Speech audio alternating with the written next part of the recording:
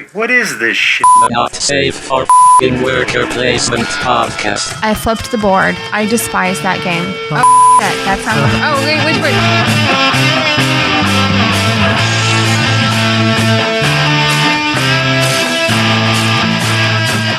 Hello and welcome to the 25th episode of the Not Safe for Worker Placement podcast, a board game podcast brought to you by me, Leandra. And me, Ben. We're married and we're here to talk shit about board games. That's right, baby. That's what we do every week. And the other thing we do every week, before we talk shit about board games, every month. Every month, yeah, you're right. Every week would be really, really, really overachieving for us. We did that for the first few month episodes. And a half, yeah. And now we've averaged out to once a month, I think. Yeah. Episode 25, and we're literally like a year and a month in, so yeah. Well, that's all right. That's not bad. I'm okay, settle into that. But what we always do before we talk shit about games every week, month, day, year is plugs. Plug it. And so we're going to plug ourselves and some other things. So we're going to plug ourselves at www.nsfwppodcast.com, where you can pretty much find anything and everything that have to do with us if you want downloads to our episodes. We also have some pictures up there of games we play and links to any and all ways to get the podcast, whether it be iTunes or Stitcher or whatever your preference is, or direct download. Also, we are on Twitter at NSFWP Podcast. I'm on Twitter at Meeple of Madness. Leandra is on Twitter at Leandra_30. She's never on there, but you should bother her anyway. Also, we are on Instagram. So check out NSFWP Podcast on Instagram. Follow us. That's really the best place to get the most pictures of our games, because I pretty much take every picture I take and run it through Instagram before I post it anywhere else. So if you just want to see nothing but game pics of what we've been playing and what to expect to hear about, check out our Instagram. So that's it for plugs, except for what you will be hearing and be browbeaten about for the next year pretty much. Moon City Con is coming back to Springfield, Missouri next year. Second annual Moon City Con. The first annual was a great success. It's going to be a little different this year, a different time. We thought about sticking with the April, but it just wasn't going to work out. So we decided on a September date. So it's going to be September 6th through the 8th in Springfield, Missouri at the Oasis Inn and Convention Center. One more time, a great venue. I think everybody that went last year would testify that it was a very successful con. It's only going to be bigger and better this year. That was your first con you ever went to, babe. What did you think? It was. I really enjoyed it. I brought Lily with us the first time. I say us because Stephen was there, but and so that kind of, her attention to board game playing is a little short. So that kind of, dampered my time I could spend on the first day there. But LaToya and I and Stephen really played some awesome games the next day and made sure we got in for all the cool door prizes and Catherine's cookies. And this year it's going to be 3 days, because we all sort of felt, and I think the consensus of everyone was that, 2 days is nice, but for people that traveled to come in, which was quite a few people, a 3-day con just makes it worth your while a little bit more. And most of the real good cons are at least 3 days long, and we feel that it's just the smart step for us to go. And you get more bang for your buck. Basically, your tickets are going to cost about the same, and you're going to get another day. So I thought it was great. I mean, you guys had a lot of options. Your library was fantastic. And, there was constantly people walking around making sure that everyone knew how to play the games, if they had any questions or if they needed more players or, and I thought that aspect of it was pretty cool. And the library will be at least 1/3 bigger this year, maybe close to twice as big, and I would say we'll probably have just as many giveaways or more than we had last year, and we gave away somewhere around $1,500 worth of games last year. So be looking out. The best place to get news is to check out periodically www.mooncitycon.com, or just stay listening to us, and we will keep you appraised of any further news. Now, one thing I will say is that there will be a Kickstarter announcement. We've decided to go through Kickstarter this time for tickets, because we just think it may be a good way to pre-sell things instead of, kind of last year we did sold on our own, and it was a slow ramp up, and a lot of people in the group were really nervous that nobody was going to show up and we weren't going to sell enough tickets at the end of the day, but we did, and it was fine, and we had a really good turnout.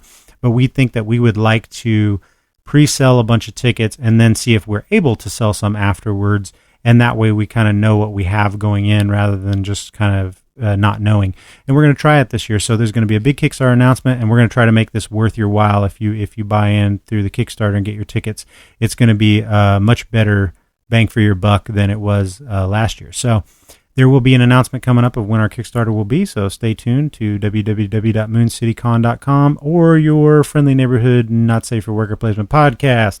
We will tell you anything and everything you need to know. And another thing too is, you've been really rocking out some awesome new T-shirt designs to support. Thanks Moon for mentioning City. that, babe. You're welcome. And I think they're really cool looking, and so if you want some awesome designs that still support the con, that's definitely the way to go. Speaking of which, and if you want to do that, just go to teespring.com and check out the Moon City Con store. You can just search Moon City Con on there, and you will see 2 new T-shirt designs that I just made, which is the new logo for the 2019, and also a wrestling-inspired one that Rick, a member of the group, decided he really wanted one. It's a spoof of the NWO WWE logo. So if you want to check that out, there's also a Star Wars-themed Moon City Con shirt on there still, and you can go check those out, and we're going to periodically update new T-shirt designs throughout the year leading up to it.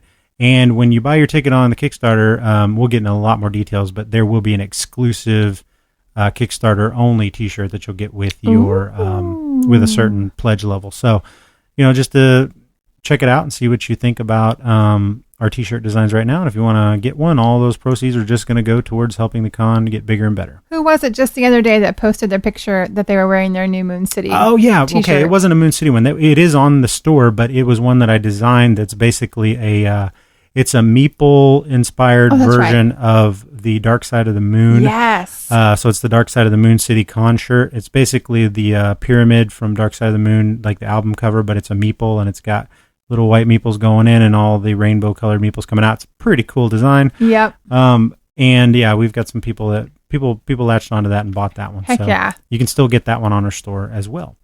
So I think that's it for shilling to you all. Now let's get to the actual meat of the episode. Yes. Babe, what do we always do after we do the intro and the plugs? What we've been playing recently. And we've actually got another pretty long list. Since we're only recording monthly, we're really racking up some stuff. So that being said, back in the day, we would do, we would do a very specified segments. We'd have, the plugs and recent and featured and blah, blah, blah. We're going to kind of nix the featured because because it's a little bit longer of time span between episodes. We have a lot of reasons to talk about. Mm-hmm. So I think we're just going to kind of just transition into, hey, this is what we're doing. This is what we're playing. Let's talk about it and just kind of go from there. At least this month that we're going to do that. I mean, there may be times where we do a featured segment, sure. Because a lot of times, but it's not promised. Our feature segment might be more along the lines of really digging into a certain game or something more than it's going to be like, because everybody tends to have a topic and some people really dig that and that's fun. But what we found was that maybe we should ask our listeners, do they prefer to have a featured segment with a specified topic or just listening about kind of the reviews on the games we have been playing recently? Yeah. And I think the biggest problem we were having with the segment thing was like not doing exactly what everybody else has already done, or the fact that we would already talk about it while we talk in our banter about our games anyway, and maybe it's just better to blend that in. Because, like, for instance, this week we were going to have a feature. It was Leander's idea to talk about teaching and learning games. Well, a friend of ours, Rick, that I just mentioned, in his podcast, the Banana Podcast, the Gamecast that they do, they literally just did that feature. They literally just did that feature on the Dice Tower. Like it's almost like every time we think of something, everybody else is already doing it anyway. So do you really need to listen to another podcast with the same feature doing the exact same thing? Now we're going to talk about that in this episode, but we're just going to kind of blend it in with everything else we're talking about. Yeah. So I think that's for the best. I like that approach, and I think I like the idea of if we're going to do a big segment in the middle, it's just going to be focusing on a certain game or something that we really want to dig into a little more than the others. But if our listeners have, if you guys have, a different way that you'd like to suggest, we're open to opinions and let us know. Absolutely. Comment on Facebook or on this episode's link on the website. So anyway, let's get on to what we've been playing, babe. Let's do it, babe. All right. So what's first on our list? Well, we finished up our Dungeons & Dragons campaign with Sue and Tammy and Vaughn. Unfortunately, Stephen and Kate were not able to join us that day. And I think it turned out very well. So what was the occasion for this thing? Like the girls moved to Florida. So your aunt was So we moving? wanted a Bon Voyage D&D day. Not an afternoon, not a morning. We wanted the whole day. So we had breakfast, lunch, and dinner planned. Everything around spending the whole entire day here playing Dungeons & Dragons. It was a great way to send them off being wonderfully nerdy together. Absolutely. And I set out to do something different this time, but it all ended up the same. Well, I mean, I really love DMing and I love the planning part, but what I did in this one, which is I rarely ever do, is I really did put it off till the last second because we were just so busy. And up until the night before, I had not really prepped. I had it in my mind, the storyline, how I was going to continue and how I was going to try to wrap it all up. But as I always do, I plan too much. I specifically went into this one trying to plan less because I know so much that they go so far. But it was just like I kept thinking of one more little wrinkle to put in, one more little wrinkle. And I skipped at least an hour's worth of it, and we still had to hit the fast forward button at the end, which I didn't have a problem with. I mean, there were some props and stuff I'd made. We really made good use of some props that I did. Oh, the boat. What did you think about the ship? The boat, yeah, the ship was crazy. So there was this ship that we were all on, and then it went into hyperdrive for lack of remembering the proper term. It became a flying ship. Yeah, and then so he brought out this plastic hyperdrive. It was a pretty slow hyperdrive. Nice. And so he brought out this wave that we had to balance the ship on this plastic wave. And it did not work at all. What it was I got this game called Don't Rock the Boat, which is a little dexterity game that you can buy at Walmart for $20. Me and Lily played it, and it's just basically it's like a poor man's Riff Raff. Riff Raff is a more gamerly version of that game, but it's just like a balancing game where you get this cool plastic ship and you balance it on top of this plastic wave, and you put little penguins on it taking turns, and whoever knocks the boat over loses. Well, I decided to use that ship because it's a really cool ship because I have always wanted to do a pirate themed, day. So it worked into my story. So and then Cthulhu comes out and the Kraken, Kraken comes out and tries to eat us, and all of his little tentacles were on the boat or so I had the grand idea to put the mechanics of the balancing game into the thing, but it did not work. That thing fell over immediately multiple times. I was like, wait, you didn't even get a chance. And everybody's leaning on the table and it's falling over. I'm trying to set stuff on it. It's falling over. So that didn't really work, but it was still fun. It was super fun. And the girls had a blast. And we ended up playing Stephen and Kate's characters, even though they weren't here. And it just turned out really good. We had a fun time. Yep. And so at the very end, I had to they were everybody's yawning and, they just it was 5:30. They just can't hang, I mean, you guys would have been okay, but they were just I could tell. I could read the room. They go to bed at 7. They're done. Yeah. So I was like, all right, so here's what happens. You guys go down this room and then you see this thing and then you do this and then you do that. And then they're like, but I wouldn't do that. I'm like, okay, well then you do this and then that, and then they're and then this happens. And so I basically just was micro machines guy. And then you hyperdrive it back. Yeah, and then you made it back and everything was great. Yay! End of game. So wrapped it up pretty good. And I think, I was able to complete my story, which is all I cared about as far as, everybody, I knew everybody had a good time, but I knew everybody was done, but I wanted to tie it into a bow at the end, so. Well, it was great. Yep. And then so we played a little bit more D&D after that because Vaughn was inspired to start his own campaign. He's done a few other RPGs and he's a good DM. Yep. And it's hard to keep them going. But here's the thing with Vaughn. He always wants to start at low levels. And for me, that is it's like a grind, you know what I mean? But I think he's trying to find a way to do it this time to make it fun. His tack on it last time was pretty awesome. Our first round of it, was that our first round or second round? No, it was our first. That was our first round. So we walked in at level, we had a level 1 character and we had the same character at level 11.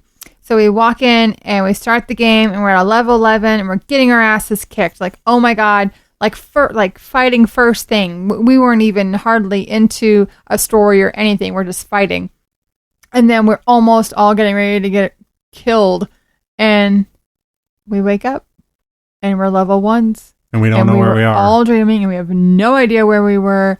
We have no idea. Like, we all know we had the same dream and we're just little puny little people. Yeah, level 1s with nothing to go. No weapons, no nothing. So we're like grabbing sticks, literally, because we're like, huh? And so I got this. But that was a cool way. It was a cool twist. Now, I think I think the challenge for him is finding a way to make level 1 fun rather than a grind. Because normally level 1 is, A, you can die with one hit. You can. So that's dangerous, unless you're totally cool with killing off your characters. And B, it's like, I mean, you do level up fast in 5th edition, but Vaughn has also chose to do like sort of a homebrew. It's sort of 5th edition, sort of 4th edition. I like which 4th. I like. I like 4th's battle mechanics more, so I don't mind that. But we'll see. We'll see how it goes and how far we can get, because I have a feeling some of us may die before we get much past level 1. But, so we got some more D&D in our future. Yep, which we is do. always fun. So what's next on our list, babe? Oregon Trail. Oregon Trail. Yep. All right. So Oregon Trail is the old computer game that everybody played in school on their Apples or Commodores or whatever the hell they had in class. And it was basically like, I don't know what the point of it was, honestly. I don't know what it taught. I guess sort of math, maybe. I don't know what the point of it was. Because, we had all these other games that was like literally type in a math problem in order to, I forget what that was called, but it was sort of like a space shooter, but you had to type in math and stuff. It was about speed math and all this stuff. And then Oregon Trail was just about like, I don't know, you go try to shoot a rabbit, but it doesn't work out. And so you get one rabbit. Well, I think all it was teaching you was just like, like the law of diminishing returns. So you then die of dysentery as usual. Well, there's been a few attempts at making a board game version. The same company that put this one out, Pressman Games, did a couple of different card game versions that I never played, but also I never heard anything good about. So, and Pressman's sort of known for making really lightweight family style games, right? So they had this license. They went out and got an actual designer, Daryl Andrews, who's designed several pretty good games in the hobby, and he's been around for a long time. And they got him to design Oregon Trail actual strategy Euro style board game, right? And I think it's a mixed bag. What did you think about it? It didn't blow my socks off. Yeah. Things usually knock your socks off or blow your socks off. I think they may knock. I'm not sure. When your socks come off, do they usually get knocked off or blown off? They get pulled off. I've never had my socks blown off, I don't think. But I don't know. I've never had them knocked off. I drink a lot, so it's possible. Anyway, they didn't knock nor blow nor take my socks off. The artwork was okay. I think the artwork's a strong suit, sort of. Oh, see, I the like cover anyway. The I like cover's the nice. layout of the board. Yeah. I like that you create your board. Yep. I do like that. I found it to be a little easy. Yeah, I think that is the key, right? Yeah. There, what you just said. Okay, so I'll explain a little bit about the game. I don't want to get super in depth with it, but basically it's a tile layer, and it's sort of a resource management game. And the whole draw of the nostalgia of Oregon Trail, at least from my point of view. I don't think you ever played it as a kid, right? Did you ever play it in school? No. So for me, the memories and the nostalgia that I have is that you almost always failed. You never made it to Oregon. You die of some horrible disease, or your whole family would starve, or something bad would happen. That was the key to the game, was that it was hard and that you died. And maybe that was the lesson it was trying to teach, of like sportsmanship. If you don't always win every game you play, something like that, Well, this game takes that theme, and I pretty much think everybody has the same memories of that game, and makes it too easy. So at least 2 players. You never lost a family member. I did not even once. You only, I think, got wounded one time. So basically, here's how the game works. I really am not going to go into super depth with it. But basically, it's a race game. You start from You start from somewhere in Missouri, I forget, and then you go to Willamette Valley, I guess, in Oregon, or following the Oregon Trail. So you go through Oregon. I don't know. Geography is not my strong suit. So, mine either. I'm not intersecting here. But the board is basically just a grid that's blank. and you've got all these little square tiles that you're going to lay, and you get a few in your hand each time. So, in that way, it's sort of like Carcassonne, where you have more options than one tile at a time. But and then you're trying to lay your stuff out. And certain tiles will have roads, and some will have rivers, and some will have towns and forts and some other stuff. And you can buy goods and whatnot that you're going to need to face these calamities along the way, because every turn you draw a calamity. And here's where the game falls, but also there's a really easy fix to make this game pretty good, because I played it again after you and I played, and I made it much more fun with one simple twist. And here's the problem with the game. So when you draw your calamities at the beginning of every turn, it will say you need to, by the end of your turn, spend a get rid of a certain good, like maybe it's food, or maybe it's winter clothes, or maybe it's a gun or a shotgun or something like that. Or one of your family members dies, or you lose $50 or $100 or whatever. Those were too easy to complete. But here, that was the first part. Then there was always a second part. So it says do this, or all these people die, or do this other thing. So it gave you two options to get out of it every time. And it was way too easy, because most of those options were usually or reach a town by the end of your turn, which is pretty easy to do, especially since you can backtrack on the board. And so once there are towns out, it's almost impossible not to be able to do that. So that was I think that or part was probably put in the design because it could get too tough. But to me, you want this game to be tough. You want your family members to die. We both made it across. You want your family members to die. You do. I mean, there's nothing. There's no drama to the game if that doesn't happen. Now, I did that in the next game. I had that happen. Me and Vaughn and Kate played, and I just said, "Hey, we just ignore that or part. So you have to do the first part, or that thing happens." And lo and behold, Vaughn lost 3 family members just trying to cross a river. Like, it was so way more challenging. Good. Way more fun, because it's not fun to succeed every time in a game. What's fun is, I don't agree with that. Well, what's fun is it's not funny for anybody else. Like, if everybody does good in a game like this, is supposed to be a fun, light game. Well, if everybody's doing good, then there's no challenge and there's no fun. There's no being like, oh my God, you just lost, because Vaughn was naming his characters, and then they were all getting killed trying to cross this one river. And he's like, well, we throw Frederick there because we don't really like him. He's the worst kid, and then, he went to try to sound the river, got swept away. So then we sent Wesley in there and whatever. But those weren't his names, but I don't remember them.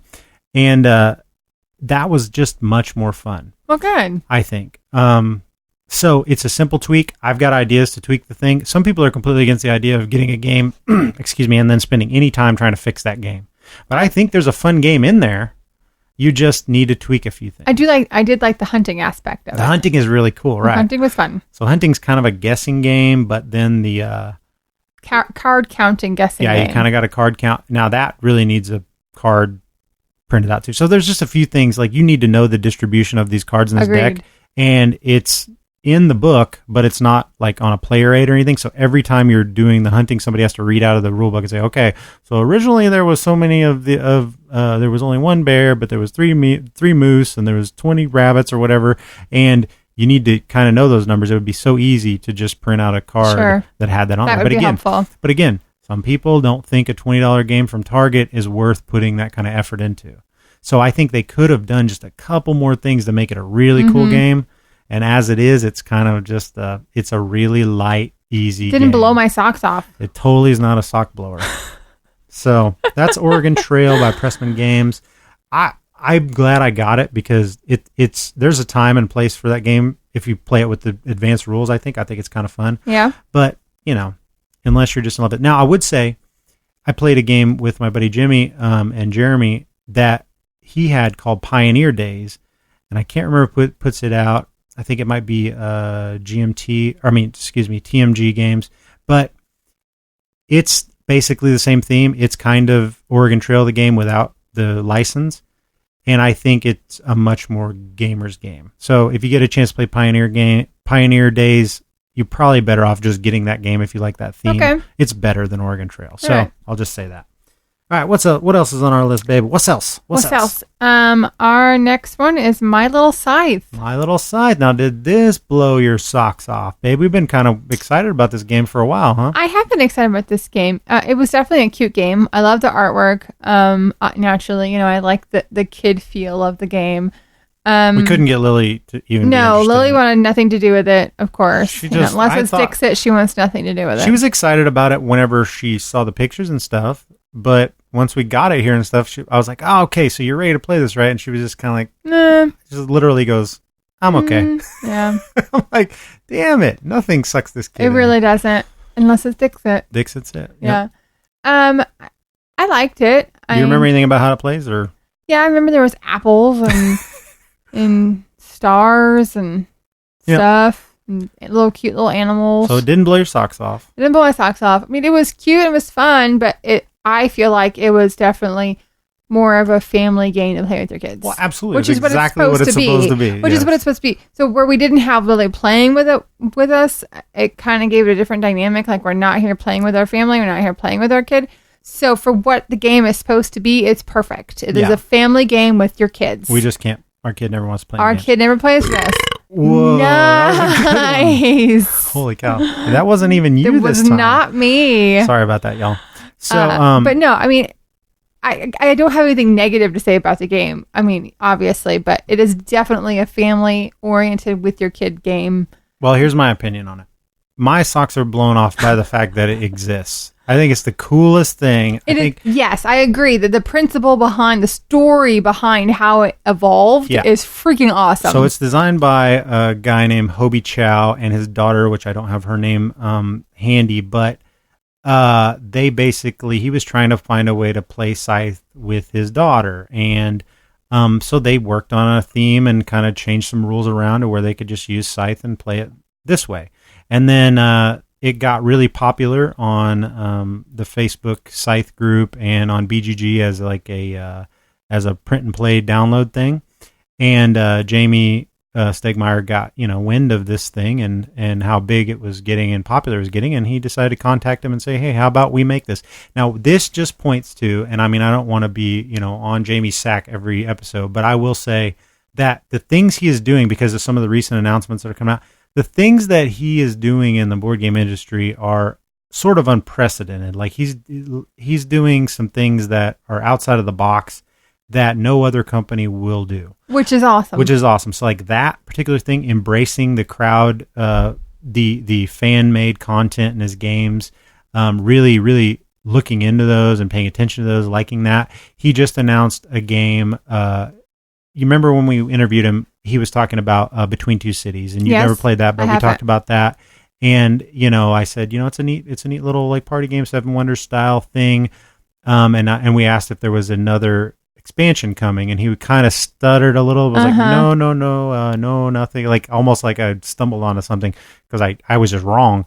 But he just announced Between Two Castles of Mad King Ludwig, which Castles of Mad King Ludwig is not a game that I played it once. Wasn't crazy about it. You've never played it, but it's sort of a lighter, not drafting, but auction game where you're building out this castle floor plan. It's a tile laying game. And it was okay. Then they came out with a version of it called Palaces of Mad King Ludwig, which was a little more advanced version of that. People liked it better. I never played that one. But he's going outside. Now, these games were made by Bezier Games, who make Werewolf and all the Werewords and all those games. He partnered with them to take this idea of making a well-established brand like the Castles of Mad King Ludwig and another well-established game of his, Between Two Cities, and mash them together. So it's two companies co-publishing a game where they're both going to, benefit from the recognition of each other's games, and that just does not happen, with big companies or anything. So the fact that he's able to do this with people at these mid-level companies and work together for mutual benefit and for people to get cool things, a better version of stuff they already like. I mean, that just doesn't happen from anyone else, and it doesn't happen if you don't think outside the box. And he definitely does do that, So I think he's just absolutely great for the industry itself. I agree. He just impresses me with every movie he makes. And please don't get me wrong. I did not like the game. No, it wasn't I know. like that at all. Yeah. It's just a family. It's a family game, No. and we didn't play with a family, so No. it had a different feel for But us. I also think it would make for a good party game. It would make for a good Definitely. adults for adults hanging out. 5. Actually, I think you play 6 people. Not possibly. really wanting to concentrate too much, because but it's still got having fun. It really has solid rules. It does. Like the game is solid. The rules are solid. Everything works. There are meaningful decisions on your turn. Yep. There's not like you can't just. It's not like Oregon Trail where it feels like it's slapped together. No. It feels like a really well thought out. He's never going to slap together a game rule anyway. set. But yeah, I mean, they really refined those rules to be as simple as possible, but still make you go, well, I could do this or I could do that. Mm-hmm. Both could be beneficial for me, but you know what I mean? Yeah. And there's No, I randomness agree. because you're rolling dice, but then Yep. you have to decide what to do with those dice, which is, I just think it's a really good thing. So I don't think it was the greatest thing ever. I would never want to play it over Scythe, except for maybe with certain with groups. Lily or with a party group that is not familiar with the games. Maybe that would be a fun game to play with people who are not gamers. Or or even with gamers that maybe don't feel because they've had too much to drink or whatever. Yeah. aren't really up for a full game of Scythe, even though they love Scythe. They like the name. Let's play this easy version. Let's play of the easy Scythe. version, the fun version of Scythe, and Yeah. I'll just kick each other's I butt. 100% agree. I think there's a place for it in a lot of Yes, different situations. agreed. So it is a good family game, I or agree. it could be other things too. Agreed, So, yes. and I've heard a lot of adults, on Twitter and stuff. I've heard a lot of people going, we don't have kids, but we got it. And we love it. I do think it was a little weak at 2 players. I think at 2 players, especially 2 gamers, yeah. it's kind of it's For a 2 little gamers, light. It's pretty light. light. Pretty Yeah. light. But even I think with a But like few I more said, players, having Lily here and playing it would have been a fun. whole different Yep. feel to it. Or having newcomers that aren't gamers playing while we're having a couple drinks would have been a whole different feel to it. So, I mean, I do think, we can invite some friends over and pull it out if they'll play. And I think it'd be great. Yep, and it's got really cool components. And the artwork, of course, is adorable. Artwork's cool. The insert is by Game Trays, which they do awesome work. So everything fits, the vacuum sealed stuff. Everything fits back in its own Which little is place. very important for Ben. And if it does not do that, he'll make his own boxes. Yes, I love and Game get his Trays. own bags. Game Trays are like from my own heart. Like they got a spot for everything, and everything goes in its spot. And it's Sleeve all the beautiful. cards. They thought of all the stuff. Like I'll be thinking like, well, it'd be nice if that fit. Oh, it does. They already did that. Oh, so yeah, Game Trays is awesome. Yes, you are a game trayer lover. So, what else, babe? What else is on our list? Let's see. The next one on the list is Choose Your Own Adventure, House of Danger. Okay, so what did you think of Choose Your Own Adventure? We need to play House it of again. Danger? Yes, we only did 1 chapter of this. We did. So, what is it? Explain it. It is exactly what it says. It's Choose Your Own Adventure. So it's a Choose Your Own Adventure with a storytelling aspect of it as well. So, you go into this room and, you can either go here or you can go there or you can go to the cemetery, you can go to the garden and you choose where you want to go. And then that evolves that part of the story. Then it goes forward from there and then you get to choose more stuff and you get items and you get, the weapons or whatever, It's clues a and like vision. Yeah. In this particular one, you get visions. Yes. I think different ones are going to have different kind of mechanics. But It's all cards. It's all card it's all cards game. and dice. Yep. That's it. And it was really fun. Well, there's a board. There's a little scoreboard thing that comes with it too. So there was. Wasn't there? Yeah, and it's kind of cool too because it's got a little. So yeah, and then what's really cool is it is all that you said. It's a choose your own, but a lot of games have been doing that sort of thing lately. This Z-Man got the license to the actual name Choose Your Own Adventure, which then allowed them to go and use the Choose Your Own Adventure books from the series that Which I is did. what Scott was talking Yes. about this weekend in St. So Louis. I definitely used to read Choose Your Own Adventure books when I was a kid. I've actually done some of the, the more updated. They've come a long way. I do like the fighting fantasy games, and now they have them on mobile platforms. So, I think they're even on like PlayStation downloads and stuff. So you can do these. It's this classic text adventure type thing. But this one takes that format. And this is actually a Choose Your Own Adventure game that was out in the 80s by Prospero Hall was the author who did a whole bunch of, I think that was like just the pen name of somebody who did a whole bunch of Choose Your Own Adventure games. And I remember having this book, this House of Danger in my library, in my school library as a kid. And so, but this has mostly, it's text on some cards. It's got pictures on other cards, but it's very retro. Everything about it looks like it came from the 80s, which I always love. And it has that cool mechanism that the books didn't have usually, which allows you to say you make it to the end of a thing and you survived, but maybe there's something you missed.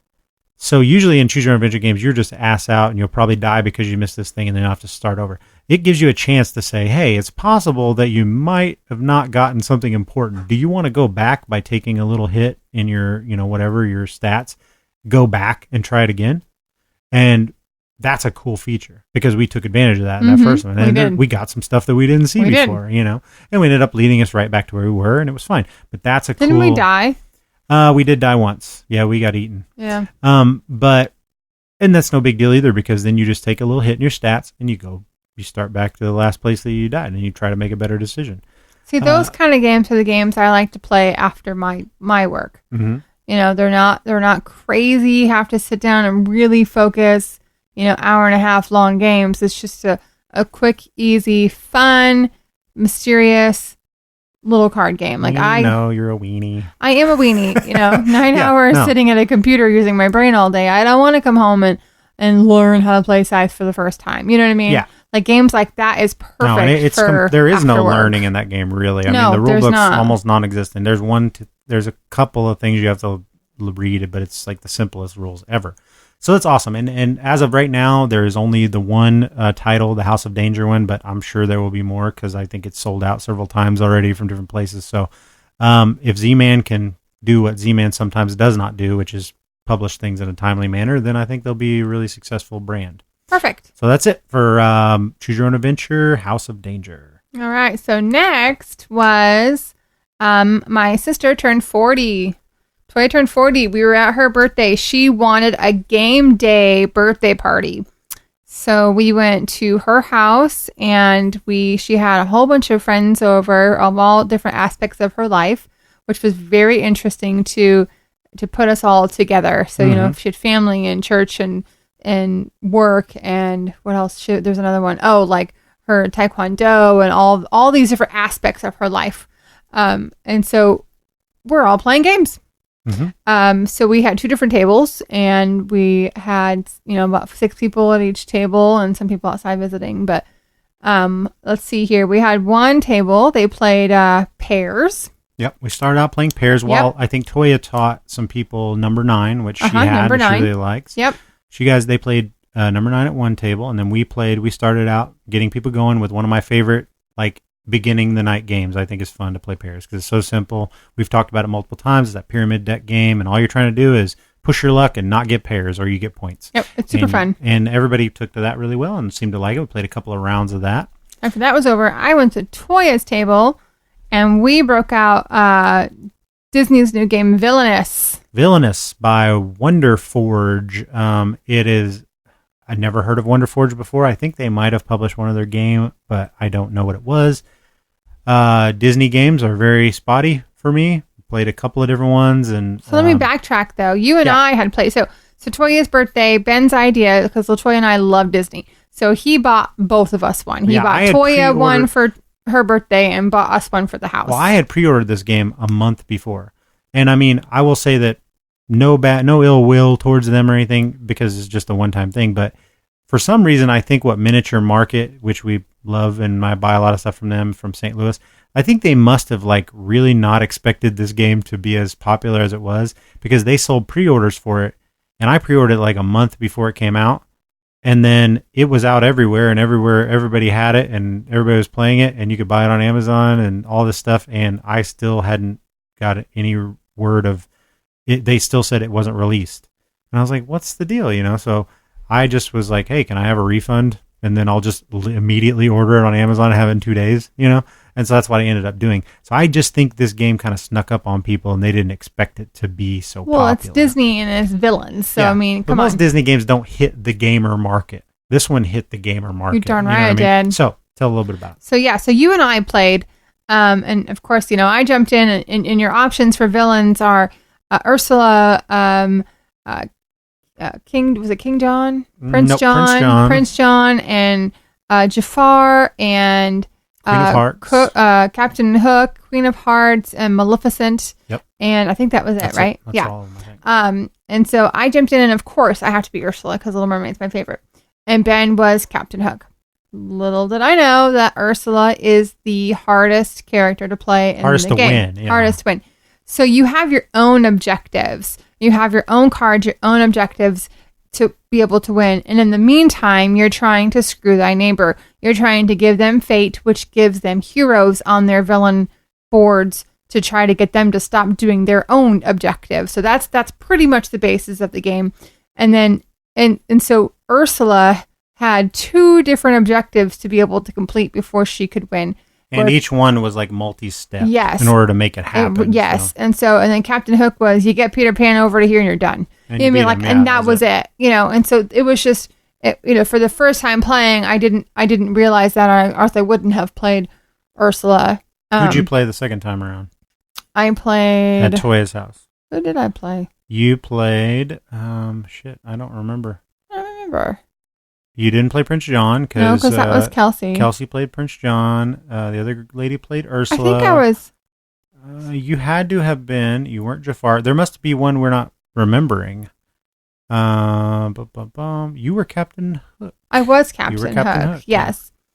But we had one more round. I was going to win. I was ready to win. Well, there was at that game... Well, let's keep talking about it first okay. before we get to what happened Ben there. smoked me. Like, he killed me on that game. I was afraid you were going to hate that game after that. No. So then we go to Toya. So then fast forward, Toya's 40th birthday. Toya wants to play. There's 6 of us. Now, there are me and LaToya, who are gamers. And then my niece, Kelsey, who is not. But she likes to play games. She'll play anything. She likes to play like Mexican Train and that kind of stuff. And then there's 3 of Toya's workers who are not gamers at all. This game is not for non-gamers.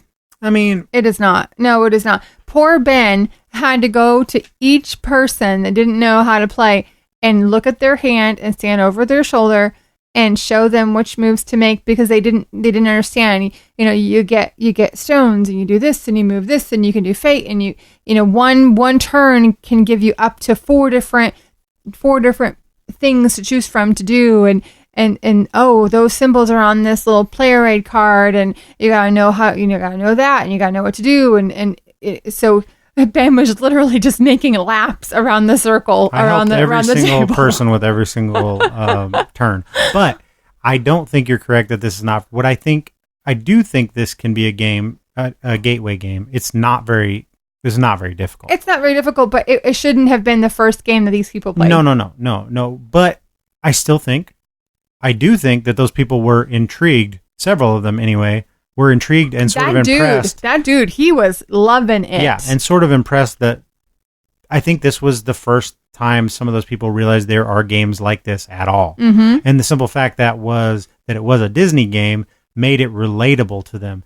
They would have shut off had it been pretty much any other theme, I imagine. Yeah. Like if I tried to teach Ariel on there and seeing, Captain Hook and, that just opened it all up for I don't them. think it's any more difficult than, say, like 7 Wonders, which I don't think is a very hard game to learn or teach or anything, but the theme is pretty dry, and if you tried to throw that out to people who had no connection to gaming at all, I think they would just kind of switch off. They would just not get what's happening. I can see that. I think the fact that it was Disney. It is Disney and stuff. Makes them a little bit more willing to take this step into what's this the new card? heavier thing. It's because everybody knows all those people. And I really did. And by the end of the game, I think 5 out of the 6 of us had a pretty at least good idea. 5 of the 6 players, and that's including you already and LaToya, who didn't have any problem picking it up. I think 5 of the 6 of them knew what they were doing. It took me coaching them into doing it, but I think they could play it again and have a way easier time understanding what's happening. I agree. That guy, he cracked me up by mid-game. I don't know if he didn't appear to have done games before anyway. No. But he was having so much fun. He was like, "Oh, this is getting fun. I can't wait to play this card." Like he couldn't wait for his turn, which was really fun to see. Yeah. A newcomer just falling in love with this game, and I'm sitting back and it's taking literally almost 30 minutes per turn. It was a bit rough. So I would say 6 players, you got to be gamers in order to play a 6 player. Everybody's got to know what they're doing. And because it is very simple game. It's a very simple game when you break it down, but it has some mechanisms that are fun. It's got take that's actually interesting. Yes. The fact that the only way you can win is by getting these cards out of your fate deck, and the only way you can get things out of your fate deck is by other people doing it to you. And there is incentive for them because some of the things are bad for you. Actually, most of the things are bad for you, but you need them anyway because you have to have the bad in order to defeat them. Yeah, you have to have the challenge in order to overcome it in order to get your objective. That and the fact that it's completely asymmetric and that there are intentionally, I don't think it's bad design. I think it's intentional that there are some characters that are easy to play and some that are hard, because then once you know that, you can then... The reason why I don't think it's... You can cater your gamers. Yeah, you can cater it. And the reason I don't think that's a mistake is because they went through the trouble of making a little booklet for each player to kind of... really neat. Guide you through what you need to do and the steps you need to do for people who are not used to this type of game. That's not the type of touch that's done for a game that they didn't... that they didn't do that intentionally. Gamers, they did that intentionally so that... Here's the, if you really want to challenge and you're playing against people who don't know these kind of games, play Ursula or play Jafar because they're much more in depth. If you want the medium level gamer, give them the Queen of Hearts. Little John. Or Prince Little John. Give them probably Queen of Hearts or Maleficent. Wait, John's from Game of Thrones. Yeah. No, Little John is not from Game of Thrones either. Wait, what was his name? I don't know. Well, his Little Finger. Little Finger. That's I don't know where Little John is. Damn it. No, Prince John. Little John is somebody, but I don't know who. Right. But anyway, yeah, I think Prince John and Captain Hook are the most straightforward ones. Queen of Hearts and Maleficent are the middle level, and then Jafar and Ursula are definitely harder to play. Yeah. I didn't get fated enough because there were 5 other people. I didn't get fitted enough, so I couldn't get Peter Pan out until over halfway over the game. Which kind of helps because otherwise you would have ran away with it. You know what I mean? And Queen of Hearts was able to do it because she got some lucky draws. I mean, kind of it's a lucky draw on her side because she's got to be able to get the wicked guys out and make them. And then but the way that they use that scythe-like mechanism of having kind of worker placement on your own board is interesting. I like that. Mm-hmm. I just think it's a solid game. I love the artwork. Yeah, the artwork's amazing. It's got that dark Disney thing. I love it. The box itself even has like a felt finish on it. And of course, Ben had to pimp it up and had to get black gems rather than just having black cardboard power stones that are the currency of the game. And I was like, well, they're basically just cardboard, gems. So I got to get real gems. So I bought enough for both of them. Yeah, he made sure to have that Toya had enough for her birthday too. They're just way cooler. And it comes with a plastic like cauldron that you pull the power tokens out of and stuff. It's just a really cool It's a really fun game. It was fun. It's good for gamers. I think it can be good for newbies, but you'd have to keep it at a small player count. 2 or 3 people at a time to teach. Maybe even 4 could be doable, but 6 with people that didn't know what's going on was...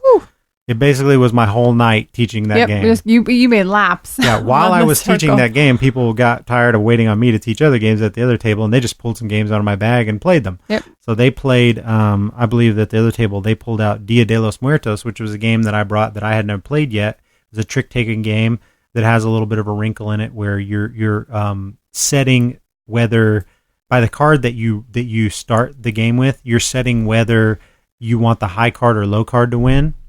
And some of the cards that you play, all the cards have a point value, but some of them are negative. So you have to really balance if you want to win this trick because you might actually get less points by winning than if you didn't win. And you may have to win because you have to play a color if you have it. So it's an interesting spin on a trick taker, and they learned it by themselves just like that, and they're non-gamers, So I think it's simple enough. Cheryl was in there. Yeah, Cheryl, that's right. Cheryl was playing that. Cheryl's a gamer, so I think they read the rules and they didn't have much trouble at all, getting that out. Lee did make a kid cry during that, so sadly Cheryl's new boyfriend came, and sadly it was fine. It was fine. And he brought his son. And the game pairs only played 6 people, and there were 6 adults and this kid. And so I said, "Hun, would you mind if the adults played?" And he just kind of looked at me. He's like, "Sure." And he walked over in the corner and he started bawling. Well, that's just, it is what it is, but it was funny. I just like to make fun of you afterwards because you made a kid cry. I did. But anyway, totally made a kid cry. It was not intentional. Horrible. I felt horrible. But he ended up, I tell Lily, get the hell out of the way all the time. I know. But she is your kid. That's But anyway, so all apologies to all the children. Yes, I apologize for making the children cry. We are the children. Okay, but anyway, so they also played cockroach poker. I taught that. Cockroach poker you didn't get in on. I didn't. I actually didn't play it. I sat there and let 6 other people play as I just taught them how to play, which is super simple. If you don't have cockroach poker, go spend $7 or whatever the hell it is to buy it, because it is a super fun party game. It's just a bluffing game. Your niece was so bad at Kelsey it. Kelsey sucks could at not lie. Basically, you take what you have is a bunch of critters. You have flies and toads and bats and stuff on these cards. And the only thing you got to do is not get four of any one kind in front of you. And how you get them, how you do on your turn is you look at your hand, you deal out all the cards to all the players. And so everybody has a hand of a certain number. And you just, on your turn, you pick a card and you lay it face down and you pick someone to give it to, anybody at the table, and you say, it is a bat, or it is a toad, or it is a fly. And they have the option to say, I think you're telling the truth, or I think you're lying. If they say, I think you're telling the truth, they pick it up and they guessed right, you get it back in front of you. If they say you're lying and you were lying, you get it back. Now, if they're wrong, they have to put it in front of them. So it's all about getting them to think. Sweet little opposite. Kelsey. She got every single one back. So it was her turn the whole game. She ran out of cards. The boy I made cry played this game, and I guess he stomped all over Kelsey. Yeah. It was pretty sad. She just was incapable of fooling anyone about any single thing. So cockroach poker is a lot of fun, but they had even in losing, she had a great time because it's just funny for somebody. Even, whether you're good at it or bad at it, it's funny to everybody. It's funny if you trick everybody, and it's funny if you can't trick anybody. So that was pretty much everything we played at our party, right? Yes, yeah. Okay. So what else is on our list, babe? We got a couple more good ones. So this is kind of the big dog here. Yes. So, well, before that, we played Near and Far. Let's get that one out of the way. Yep, we went back to our campaign and played our 5th game, I think, of Near and Far. We did, and we added some minions. Yeah, we kind of thought that after it was too easy. Yeah, the last game, we basically lapped the score 2 times over, more than 2 times what we needed to win. And so we're like, although we have fun playing it, we always have fun playing it, and you probably had more fun in that game where you score all those points than ever, I sort of felt like, wouldn't it be better if there was a challenge? And there is something built in. So we added minions. Yeah, so the one thing about I would say is that we added everything to this game that was in the Amber Mines expansion and the base game, the Kickstarter version. We put everything in to begin with except this one thing, which was the minions module for a co-op game, which is supposed to up the difficulty of the co-op game. And we decided, let's try it. It doesn't just up the difficulty. It makes it almost impossible. Well, I would definitely say it makes it harder. We don't know if it was impossible or not because we took them out halfway through the game. No, I think we probably still could have won. No, I disagree. They have special powers, and every round you get a new one. And every few rounds you get whatever. A new one. Yeah. Every ticker marker thingy, you get a new one, and then they all get to use their powers again. So they're taking away your good cards, they're taking away food, they're taking away this, and then it just keeps on getting worse and worse. And in order to beat them, you have to have all this stuff in order to beat them. In order to beat the game in general, you have to have the cards they're taking away. It was just like, by the time the 4th time around came around where they were taking away all my shit, I was mad. Yeah, I was mad. I was like, really mad at it. This is dumb. There's no way we're going to be able to win this. They're taking away all my shit. Make them go away. So, I will say that they do exactly what they're supposed to do. They make the co-op game challenging.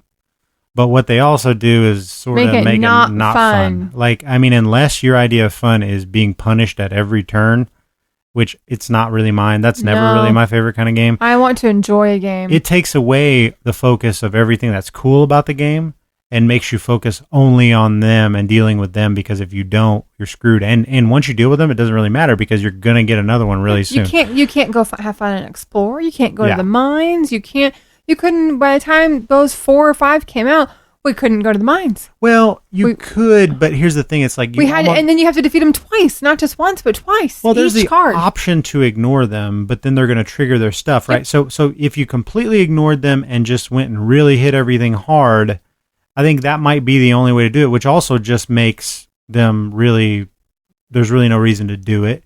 because all that would do is they'd start taking away your stuff, right? But that just means you just have to kind of ignore them and use every turn to, which you can do, which you can just go to the spot that they're on, because they basically start covering up the town spots. And then when you go to there, you can either fight them or ignore them. But if you ignore them, they're going to keep triggering every time that you hit those spaces on the timer track. Now, I think there's a way to basically... I don't think there's a way to like get rid of all of them and then still play the game. You would be doing nothing but getting rid of them. I think maybe you could pick one or two that you try to get rid of and ignore the rest and just keep going, playing the game, but harder even, you know what I mean? Like really maximizing every turn to get as much stuff, because you know you're going to end up losing some of it. You know what I mean? Like go get more cards every time. Go get more gems every time, because you know you're going to end up losing. You're going to see exactly what they can take away. So I think maybe there's a possibility you can do that. But that's just like adding road bumps where the game doesn't really need them. Because if you did that and you still won, well, so what if you just won by just a little bit more? I mean, I don't know. It didn't seem fun. I like challenging games. I do. I like that. But for some reason, this game, this campaign, and the way it's laid out, I enjoy it more by just focusing on getting all of our stuff and having fun. And reading the stories. And the stories and exploring and going into the mines. Yeah, the score doesn't matter in this game. The score really doesn't matter. I mean, it would if you played it competitively. I could see how it could be much more, just competitive. It not fun. But as a co-op, it's just about getting the story, and then, maybe you do better in one game and score more than me, which is the case every time. You always score more than me. But we're going to beat the game no matter what. But we're going to do it for fun. Yeah, we're doing it for fun. And that just made it not fun to play like that. So we didn't dig the minions. I'd like to hear opinions on other people if they've used them. I know a few people that are playing this game, and I haven't really talked to them in depth about it. Hit us up with your opinions if you've tried the co-op version and the minions module. But it wasn't for us, and I don't think we'll ever be using them again. So, all right. So last Sunday, Vaughn and Steven came over, and we broke out Dinosaur Island. Yes, the new Kickstarter has arrived. I got the Dinosaur Island Extreme Edition, which is just basically version 2.0 of their first successful Kickstarter game from Pandasaurus Games. What did you think about Dinosaur Island, babe? It's Jurassic Park, the board game without the name. I like it. We've played it twice so far, and I think I like it a little bit more every time I play it. It is a very, very solidly designed Euro game. So, the first time Ben taught it, it has 4 phases. So, the first phase of the game is where you get DNA to be able to make your dinosaurs. So, in the first phase, there are 3 different options that you can do. 4, technically, but passing is an option. Oh, okay, yeah. 4. So, you can get DNA, which are based on rolling dice. You can up your cold storage, which is how much DNA you can hold. You can but you can get dinosaur recipes, which is what you use the DNAs for in order to get points and what was the other word? Victory points. Excitement level, yeah. Or you could just pass, and therefore then you can use that scientist as workers. So that's phase 1. Phase 2 is where you get to go and you get to upgrade all of your stuff. So you can upgrade how you make DNA. You can make 3 dinosaurs instead of 1. That's where you use your money. Yeah, you use your money. You can buy merchandise place for your board. You can buy amusement parks for your little Jurassic Park place. So that's that one. The third phase is where you do what? Worker placement. Worker placement. That's where you use your workers on your board. So that's where you use your workers, and that's where you actually get to do it. So you have your board in front of you, and then you get to make your dinosaurs. So I have this DNA and this DNA, and so I can make this dinosaur, so that'll give me this. And there's so much more detail to this game, which I'm sure Ben will go into. So anyway, and then the fourth phase is where you actually get your points from the dinosaurs that you've created. You get your people in the door. You get paid for them coming in the door. If your security's not up, then you get eaten. So there are 4 phases. Ben first taught the game with me, Vaughn, and Steven per phase. We played each phase as I taught them. Played per phase. That's how we learned it. He did not spend 30, 45 minutes explaining every detail of every phase, of every card, of every dice, of every move. Each phase. So when that first whole round was done, we knew exactly what we were doing and game on, let's do it. Except some of us didn't know exactly what was going on. Stephen didn't catch a few things in that, the way I taught it that time. I preferred it that way. That big of a game, in my opinion, was taught the best way possible for the way I like to learn, which is playing as you learn. I was the same way in school. I had to physically do it myself in order to learn it. You can tell me, you can teach, you can sit at the top of the board, you can make me read. It's not going to matter. I have to do it myself to learn it. I've always been that way. So you teaching it that way was fabulous for me. Like, that was just perfect. Okay. So fast forward to this weekend. Fast in forward. St. Louis. Went to St. Louis. Where were Tracy and Scott? Tracy and Scott learn the other way. They want to know every detail before they play. I attempted to teach it the other way, but they said specifically, we do not want to learn that way. No. We want to know what's going to happen in every phase so that we know what the impact of our They want to actions know in the first outcome. phase are How gonna do you be. win? What do you do? What's your options? They want to know every detail of every way before we started the game, which drove me insane. And you don't like to learn that way. I hate to learn that way. So this brings us to sort of what our so first of all, let's talk about it right now. So I think our main segment was going to be about teaching games. And I think this game, being such a good game, is a perfect example of the different techniques of teaching. I think there are two ways to teach a game, and they both take two different mindsets about games themselves and about what you think a first play of a game should be. So I think there's some people, and this may be probably the majority of people I play with, want you to tell them every rule of the game exactly right before they touch a piece of the board.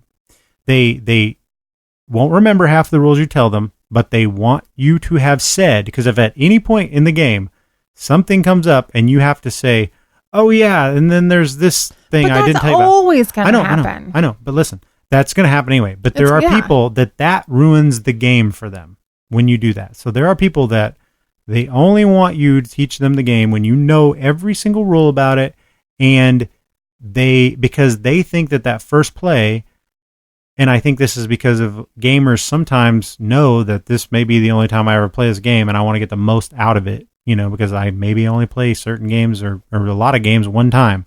So I want to get everything out of this one play that I'm going to get, that I can get, including the strategy that I could possibly come up with and all that stuff.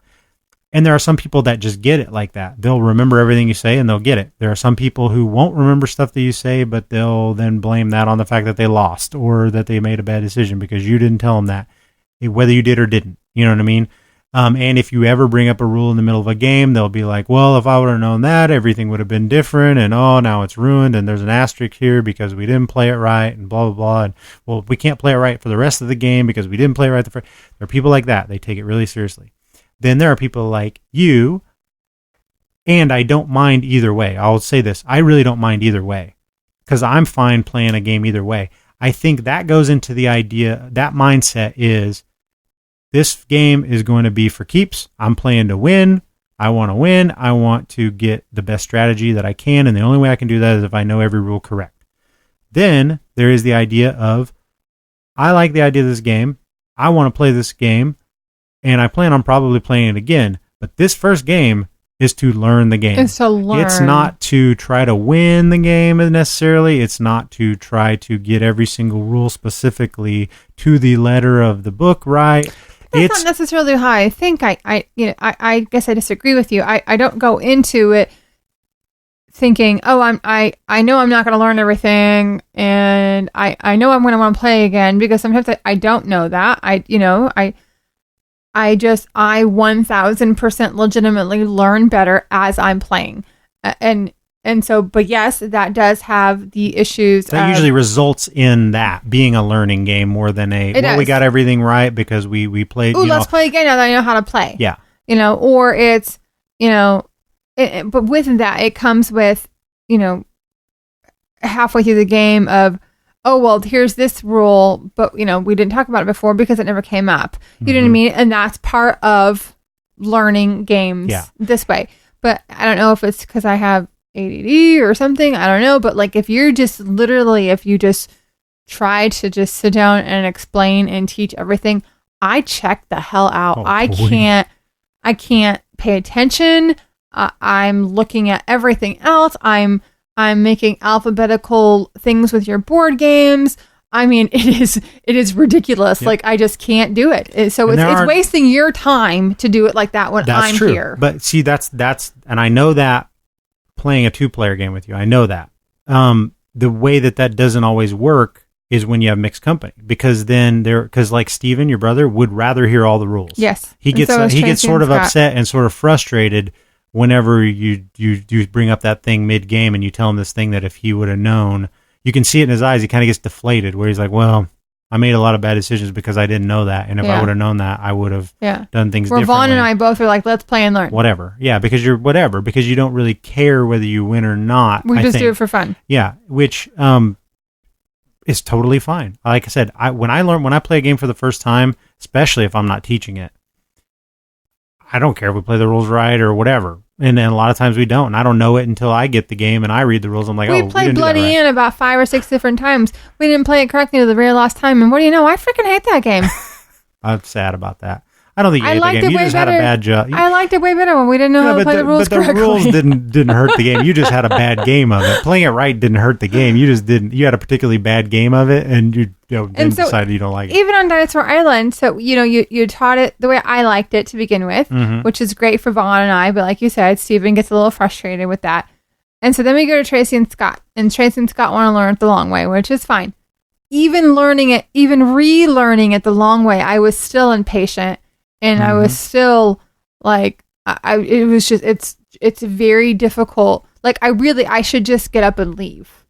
Yeah, in that one, you probably should. I should just get up and leave. We would all been better off. I know, because I was You thought I was being a jerk, and I was just trying to get through it, because there is a lot of rules to teach in that game. And you were 35 minutes you were chiming in with something about, well, we didn't play it right that time, and then I was just like, go away, because like I'm trying to teach this thing and you're just interrupting, and then you were like, well, you were a jerk about it, so I'm mad at you now. And then so we fought about it, and it's not the first time that's happened. No. You know what I mean? But it's always over me relearning a game. Have you noticed that? Is always whenever I'm in the room and you're explaining it to them because they want it long way. And an aspect of that is a lot of times because I will have played it wrong the time before. Yeah. But I will have then since learned the right way to play it. Yeah. So I'm teaching the rules again, and I'm saying something that was different than the last time we played, and you're trying to correct me. And even though you're right that we didn't play it that way before, I'm like, yeah, I know, but this is right. So regardless of whether we played it wrong. So this is right, so shut up. So whether it's right or not was not helping, because to me, for what I'm trying to do, and you're like, well, that's not how we did it before. So now I do have to listen, because now you're telling me different rules than you told me before, and that makes you mad. And it's like you really would be better off in a game that you already know, leaving. Just letting me teach the people without you being there. Yep. I really would. But let me know when you're done. I'll come back in. Yeah, no kidding. Because my brain, I just can't. But so that kind of goes to the two ideas, and so that's sort of our little mini segment about teaching games. Is I think the two things you cannot. How do you prefer to learn? I think it's the tried and true classic way, and I think this is what Craig said when you asked him and Vaughn both about teaching games is, and I don't know, here's the other thing. Very few people are good at teaching games. I don't think I'm very good at teaching games. I'm getting better at it, but no one's going to teach a game and not miss something. A new game, no. No, it's not just going to from happen. watching videos or reading. Don't be hard on yourself, because I know you get hell over it, but no one's going to do that. And so it's just going to be part of it. No one expects you to know every single rule of every single game that's going to happen. Well, if you ask me how do I like to learn a game, my favorite way to learn a game is by someone who really knows that game already. They really know it. They played it several times. They played it many times. They've taught it many times. They know the key facts. That's I do play those games a lot. I mean, in my game group, there are games like that people know, like Catherine. There's games that Catherine knows backwards and forwards, and she can tell you the rules about them many times, And when you learn a game from Catherine, occasionally she'll do something wrong on a newer game, but most of the time, she tends to want to play games that she's played many times. And so Yeah, I just sit back and I'm like, you teach everybody, even if I already know how to play it. I don't chime in because you're going to do a better job at it than me. And you're going to get around to those rules because you know this game. Even if I played it multiple times, you probably played it 3 or 4 times more than me, even, or 100 times in the case of like Scythe or something. So you are going to know the rules better than me. And when that's the case, when somebody really, really knows a game, that's my favorite way to learn. Because there's no question you can throw at them that they can't tell you. Yeah. My least favorite way to learn a game is by somebody who's already not very good at teaching games, trying to teach it out of the rule book. I think teaching out of the rule book is hard. I actually think I'm better at that than most people because I don't know why. One thing I am good at is getting what's happening in a game. I'm not always good at getting all the little rules right, but I'm pretty good at looking at a game and going, I see the mechanism. I see what's happening here. I see the hook of this game. I know how it works. Now, then you got to plug in all the little rules on top of it that make it function. Yeah, so like Dinosaur Island, it was, here's this kick-ass board game. The artwork's awesome. It's a 90s themed, How do I win? What do I need to do to win? The secret. That's what I was going to say. No matter how you do it, no matter whether you teach in phases and or just play and teach, I think everybody agrees that's ever taught a board game. I need those DNAs and places to stick people to win. Got it. Okay, sort of, now let's go. You start from the very end. You say, okay, ultimately what we're going to do is we're going to count up these. In almost every game, it's victory points. Sometimes it's money, whatever. But the best thing to say to start out with is what's going to win you this game? Getting the most on this little spot right here, which is the victory point track. And then this money here is going to count for this much too. That's where you start. I think everybody agrees. Most everybody, the consensus is teach that. Then say, then I work backwards and say, how do we go about doing that? Well, we go about doing that by building up our park here with dinosaurs and attractions. You see the dinosaurs here in phase 1. You see the attractions here in phase 2. How do we go about acquiring those things? Well, we need to get money. How do we get money? We get money by doing this, and you can get money by getting workers. How do we get more workers? We buy specialists, and you kind of build upon that. And then you go, okay, now phase 1 specifically, this is what happens. Roll these dice. Let's go. I do like doing that, but I don't like when I do that and it's a first game for everybody, but then somebody gets butthurt because they didn't know the rules. There's nothing worse than that when it's like, we're doing that on purpose. Like, yeah, you're not supposed to know all the rules. It's sort of a learning game, and it's more fun and faster to get going that way than if I sit there and try to teach you every rule, and you're going to forget half of them anyway. Then you're going to say, wasted 45 minutes. Then you're going to say I didn't say it when I did say it, and then I'm going to be pissed off because I'll be like, I did tell you that. And they're like, no, you didn't. I'm like, yes, I definitely said it, but I also said 500 other things that you don't remember either. So how are you going to tell me that? You didn't hear it, but that doesn't mean I didn't say it. Yep. So that's where you run into with the full teach. So I actually prefer the way you do too, but so many people don't you got to know how to teach both ways, So that's our teaching segment. But I think the end thing to say is Dinosaur Island is awesome. I think next time when we're at Tracy and Scott's and they prefer to learn the long way, and it's a game I've already played, I am going to leave the room. And if you come across a rule that you taught incorrectly when I played update you on that later. Updated that on me later, and then that's it. I think that'd be good. That'd be great. Because I lose patience. I'm fidgety. I'm agitated. Let's just play the fucking game. Why has it been 35 minutes? Let's go. I could have already been on phase 4 by now and gotten dinosaurs. Like, in my brain, I've already played. You know what I mean? Like, I've already, we've already rolled out the dice. This is what I want. This is what I want. I got this dinosaur. I got this. You know what I mean? Like, and it's like, okay, let's go. And I'm still sitting here 45 minutes later. I think you're right. I think that'd be a good solution. All that being said, final thoughts on Dinosaur Island itself. What do you think? God, it's so much fun. I told you going into it that it's what viticulture is for winemaking. It is for dinosaurs, fun. Right? And you're like, it is sort of like that. It really is. You're literally making dinosaurs. You're getting DNA. You're figuring out what dinosaur you want. You're getting DNA based on what dinosaur you want. You're upgrading your own little pad so that you can make more DNA, or you can make more dinosaurs, or you have more workers, or there's little guys called hooligans that come in and they're trying to sneak in the gates for free. You can flick those guys off or make them pay. And then I will tell you one thing also, babe. You did a hellacious job describing and explaining all those phases of that game. Like, I think. Like when you were off to the races earlier. Thanks, baby. You did it until you got to phase 3. You had everything down, and I know you know how to play it. Like, I literally think, and what I think would be fun It could lead to a fight in and of itself, It but will. like you could teach that game. No, I'll never teach a game with You you could in teach the that room. game if I left the room. If you left the room, You but know what not I in mean? front of you. Yeah. And then I would come back in and be like, oh, yeah, you taught that wrong. She screwed us up. She screwed this up. She didn't tell you this part. Yeah, you better just leave the room. Yeah, I will. But, no, you freaking did it, babe. I'll give you some pounds That's a on that. really, really fun game. Thanks, You baby. did a good job explaining Thanks, that. baby. So, yeah, Dinosaur Island's awesome. Seriously, Dinosaur Island. And the best part? The first player token is a slap bracelet. Yes, it's awesome.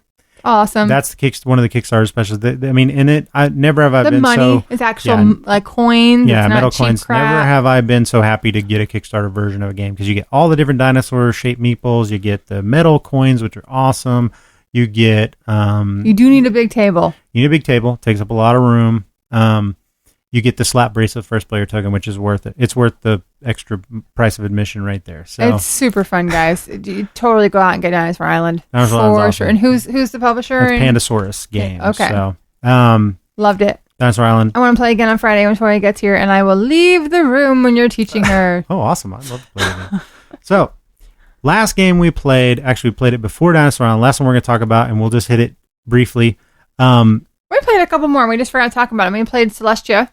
Oh, we did. We went That's to right. Pieces. Okay, we'll talk about that. When we went to St. Louis, we went to Pieces, board game, cafe, and bar. Yeah, we went there. We had an interview with the owner quite a few months ago. It was like episode 3 or 4. Yes. We episoded the thing on episodes later of Days of Yore. I can't Really talk anymore. made my heart happy. We walk in. It was Saturday night, and the place was packed. I mean, packed. The food is good. The drinks were good. And you just get to sit down and play board games. And and I got a little tipsy off some Bushelhead apple cider. And I'm walking around and I'm looking at everyone's games. And there are some people playing, normal games. And then there are some people playing Normal games. What do you mean by that? Well, like, what did I see? I'm completely drawing a blank at the you moment. are. I'm totally drawing a blank. Like, what do you mean by normal? I don't. I saw understand someone what you playing mean. Carcassonne. I saw someone Carcassonne? Carcassonne. Okay, so you're talking our normal games. Our normal games. Okay. And then I saw people playing Chutes and Ladders. Yeah. Like, a couple. See, I was surprised by how much of that I saw. Yeah. Sorry. I saw Monopoly, way more Chutes people. and Ladders. Yeah, I saw way more people carrying back those type of games to their, Pictionary. which I guess is a great thing for them because that means they're pulling in people who aren't just gamers. Games. Yeah. I mean, it's sad that there's so much better games on those shelves than they're not But playing. they're probably just not even aware. Like, they I don't know. even know. But that's a good way for them to maybe get that awareness at some point if they keep coming back there, if they have a good time. We had interviewed Laura, in The owner, episodes yep. back, and she was there that night. She We was? did not really go say hi because it was so busy. It was so busy. She was like hopping back and forth behind the bar, running around, but she was there, and Mary was there. The Yep. other lady we talked about, who was she was bartending. She was our waitress the first Yep. time we went. And the really cool part was so we started playing Celestia, and then our food came in, and so then we stopped, we ate, and they bust those tables Mhm. fast. They don't want any extra time to get crap on the games. That's right. So they had our table just completely clear as soon as our fork. They were trying to take Tracy's martini before she was even done with it. Yeah. The prices are a little high, but you get a discount on the library for the games based The library on fee's food. $5, Yeah. but for every item you buy, it goes down by $1. So if you buy 5 things, then your library's free. Which who's not buying 5 things? You're buying a couple of things to eat, drink and then a and a drink, a couple snack drinks, and by the and- time your library's free. Yeah, after or that, it's so. like a buck, a Yeah. buck or two. So, the food was really good though, too. Mhm. We had yummy fried rice and Lily had It's this simple food, but coconut it's good, cookie to die for. Yeah, the cookie You know. was really impressive looking. Yes, but it was so good. the food is simple, cafe style, kind of bar foodie, but made well. Yes. They kind of, it's kind of dressed up to sound more fancy than what it actually ends up being. Yeah. But again, it's good. So that's And all it's that really in St. matters. Louis, so we expect to pay higher prices when you're in St. Yeah. Louis. But anyway, if you get there, if you go to St. Louis and you have a little bit of time, stop by Pieces Bar. It's awesome. Cafe. What is it? Bar Board and Game Cafe and Board Bar, Game I Ca- think. Yeah, totally worth it if you're a gamer. Super fun. I mean, the weird thing about that is what I would say, we played 2 simple games, right? Celestia, we played games we played before. We And played Dixit. Celestia and Dixit because we wanted Lily to play with us, and of course she would play Dixit. Now, great games. We had a great time. I don't know how you're supposed to play any game that's much more in depth than those games. I don't either. Because they've got Blood Rage there. Well, they have that one room that's off from. Yeah, but that's always reserved. She said you have to basically reserve that well in advance. I think that's the main game. Yeah, they have a game table in there. Yeah. That, but I mean, on your tabletops of most of these places, you don't have the room to play Blood Rage. No. You have to take everything off the table, and they only have that. So I mean, and it's so loud, it's kind of hard to hear, In concept, you can do anything you want, but in actuality, like, it's kind of built for the real fast, small party-style games, But it's still super fun. It's super Just fun. to go for the experience is fun. We need to talk to her about her opening one in Springfield. That's right. We need to buy in. We do. We don't have any money, but we need to buy. We don't. We need to find some investors. So then we I picked up. Well, we went to Miniature Market first thing when we got to Springfield or St. Louis, excuse me, because I love to go there, and I usually I hate paying shipping from them because they've got Prime. But I like to patronize them more than I prefer to buy games from Amazon. I just don't like to pay the high shipping, especially even from my own state. I feel like it shouldn't be as high as it is. But so every time we go to St. Louis, we always go to Miniature Market. I always buy some stuff so I can pick it up there, right? Well, they have a new retail store now, so it's the first time I had been there. And I ordered a game that I've been excited for as I heard about it. It's from Smirk and Dagger Games, and Kurt Covert is the designer. It is a game called Tower of Madness. And Tower of Madness is basically Kerplunk mixed with Yahtzee mixed with Cthulhu. How could you go wrong, right? Right. What did you think about Tower of Madness? I ended up looking like Medusa. You did. So we'll have some pictures up on the site and Facebook and Instagram of Leandra, because here what it is it's a tower, like I think Kerplunk, where you're sticking plastic pieces in and holding up marbles. You're literally doing that, but the plastic pieces that you're sticking through this tower have tentacles on them coming out the side. So you're basically making a bed for these marbles, and then these tentacles are all sticking out of this tower. It looks really cool. And you dump the marbles in. There are 3 different color marbles, actually 4 different color marbles. And so instead of being like Kerplunk, where as soon as you pull the wrong thing and any marbles fall out, you lose or whatever, in this one, you sometimes want marbles to fall out because you have a player board that you're going to be putting marbles on. Certain marbles are good for you. Certain marbles are bad for you. They make you go madness.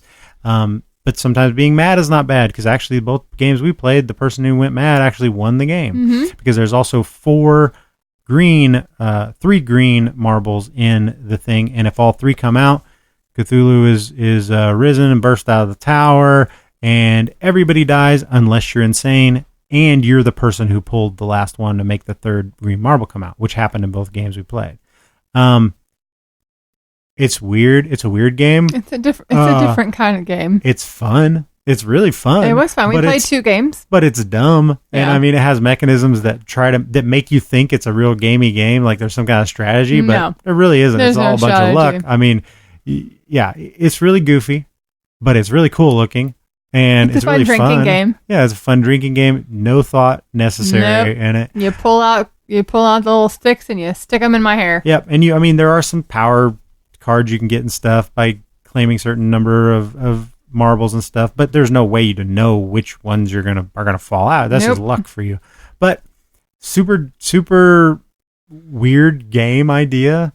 But the Yahtzee style thing kind of works. It's a different way of doing the Yahtzee thing than I'd ever seen before, where you have to get every turn you need to get a 1, 2, and a 3, and you're rolling 5 dice. You need to get a 1, 2, and a 3, and you have to lock down at least 1 die per roll.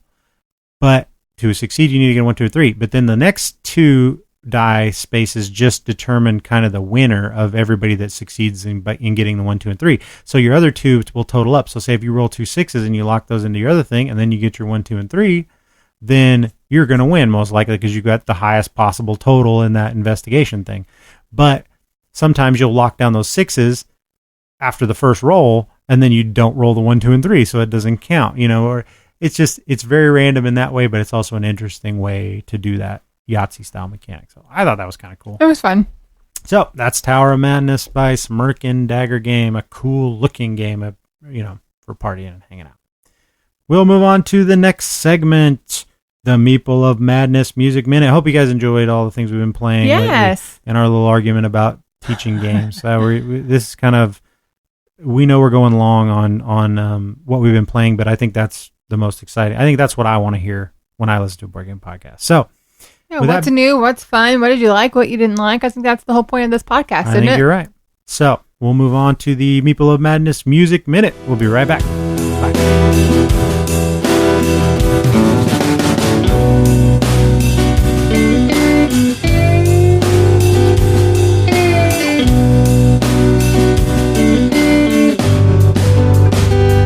And we're back with all the music that is fit to play without the rights from the artists. Hopefully they don't mind that we are just promoting what we think is cool. I think that's okay, right? It's fair use. I don't know if it is or not, but until they make us stop, we're going to keep doing it because I don't think we're using them for our own benefit. I'm literally only playing some snippets of these songs so that you can then go and find more about these artists yourself and hopefully spend some money on them. And you'll think that they're as cool as we think they are. So, that being said, on to the plagiarism. So, you've got a very interesting Meeple of Madness music minute pick. Don't make fun of me. I think it's cool. I love this song, but it was weird because, again, if you don't put any pre-thought into this, which, let's just be honest, you usually don't. No. You probably won't listen to any new music unless you intentionally do it. Like, you won't go out looking for it. Like, I'm constantly searching for new music, right? That comes to you sometimes, and then you find somebody really cool, but it's like an accident for you. So, you're going back into the old Wayback Machine for yours, right? I am, and it's a unique song, and I don't know if it's been heard a lot. It is called Stay by Shakespeare's Sister. It was released in 1992. I think everybody will know this song when they hear it, but it's one of those songs that you forget about. But then once you hear it, if you were around in the early 90s, you'll be like, oh yeah, I remember that song. That song is awesome. I love this song. I was given the cassette with just this song on a side. The cassingle. Yes. I moved to Missouri in 1992, and someone in my family, I can't remember who, gave me this because it was called Stay, and it was, leaving. I was leaving Connecticut and moving to Missouri. And so the song itself obviously is not about, it probably wasn't child appropriate, and especially the video, but the principle upon the song of that it just came out the year I was leaving, and it was called Stay With Me or Just Stay. So it meant a lot to me, and I remember as a child crying listening to the song on my little Walkman. Such great memories. I know, but the song itself has a lot of heart and soul for me. So it's a weird song. I always thought it was so weird. I don't remember hearing it on the radio or anything like that. And here we are, 26 years later. Oh, it's on the radio. It was on the radio for sure because I heard it, and I definitely didn't have the single of it. I definitely heard it on the radio. I would be surprised if it wasn't on. Because it was definitely, I think it said on Wikipedia or whatever that it was their second single off their debut album. We did not bother to look up what the other single was. It's maybe some huge song that I don't know. I definitely remember the name Shakespeare's Sisters, but I couldn't have probably, synced them up with this song. But I definitely remember this song, so I wouldn't be surprised if it was on a movie soundtrack. I don't that was big at the time. It could have been, yeah. It could have been, but I mean, it was definitely on the radio because I heard it. 26 years later, I still know all the words. It still makes me think of 11-year-old Leandra leaving Connecticut and moving here. So. I probably hadn't heard it in 26 years, but as soon as you start playing it, I was like, oh yeah, I know that song. So I'll play a snippet that goes, because it definitely shifts tone in the middle of the song. It has a cool shift.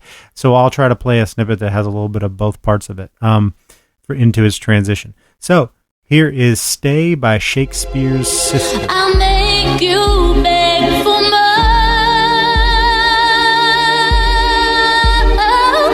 Stay, stay with me. Stay with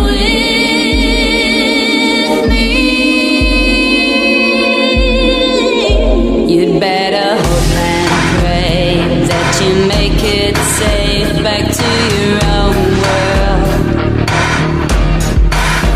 You'd better hope and pray that you'll wake one day in your own world. 'Cause when you sleep at night, they don't hear your cries in your own time. And we're back with your blast from the past. The DJ with the ass and the crass, and nobody rides without gas, grass, or ass. And I don't know. I would never have made it as a 90s DJ. Wow. Sunday. That's pretty much all I remember from the 90s radio. Nice. Monster truck rallies and whatnot. But so that was Stay by Shakespeare's Sister. I think that's a great pick for you, babe. Thanks. They may sell a few units now, and they'll be like, "What the never hell know. happened? What happened? Well, We just sold a bunch of copies of this on iTunes." I feel like, this segment is to introduce unique, different music. So no, that's not a new song, but it's still a unique, different song. We're going to go back and hit all the one-hit wonders from the 80s and 90s. Next up, UB40's Red, Red Wine. That's the least favorite song. I know. Okay, so I am going to get a little bit more current with my pick this week. I think this album came out maybe 2 years ago. But the artist has been around for a while. His name is Harmar Superstar. And it is a damn shame that he is not what I would technically call a superstar. He is making it in the music scene. He has opened for some of the biggest acts in rock and roll. I know he has toured with the Red Hot Chili Peppers all across the world. He is friends personally with Macaulay Culkin. The guy's actual name is Sean Tillman. He's a really cool guy with a really cool story. He is a pretty much, imagine a young Ron Jeremy, who you claim to not know. But that's kind of what he looks like. He's kind of a smaller, heavier set, balding gentleman who you would not expect this voice to come out of, nor the kind of show that he puts on. So Sean Tillman's an interesting dude. He had a podcast for a while, several years back, on the Earwolf podcast network. It was called Nocturnal Emotions, and it was basically an interview show where he would have on all of his famous friends and some indie music artists and stuff. It's actually where I first heard the band that I featured last week, Polika. The lead singer of that band was on his podcast, and that's how I got to start listening to them, and he's toured with them before. So I think as far as I'm kind of back in the vein of the blue-eyed soul singer thing, but something about the way he does it is pretty awesome. He's mixed throughout his different albums. He's played everything from funk music to hip-hop to soul to blues to all kinds of things, and he can do all of that. And it's just the package that it's coming out of. You're just kind of blown away by what this guy can do. So his latest album is called Best Summer Ever. I think it came out a couple of years ago. The one before that was called Bye Bye 17. Both of those are outstanding. Every track is good. I'm going to play one. It's called Haircut. It's off Best Summer Ever. And I literally could have picked any song off this album because they're all amazing. But here's Haircut by Harmar Superstar.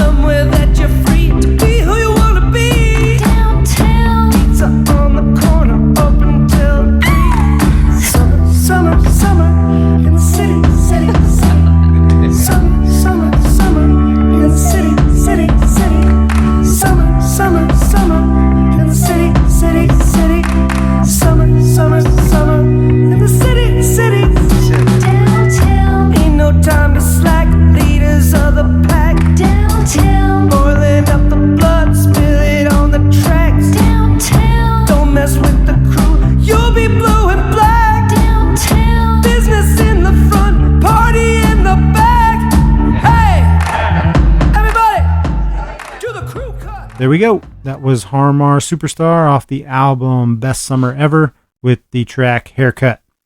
Go check out all his stuff. Every album he's put out is awesome and a little different in and of itself. So check out his stuff. Check out Shakespeare's Sisters. Let's move some iTunes ones and zeros for these guys and make some money for them. All right, so that's it for the Meeple Madness Music Minute. Let's go on to everyone, including you and I's favorite segment. Max hawks up a loogie under the table. That's not my favorite segment. As a matter of fact, I hate it when that happens when we're recording, but the dogs insist on being in here. They'll scratch at the door. Yes, they will. And now Max has got like a fucking fishbone connoisseur or something. So anyway, on to IR. All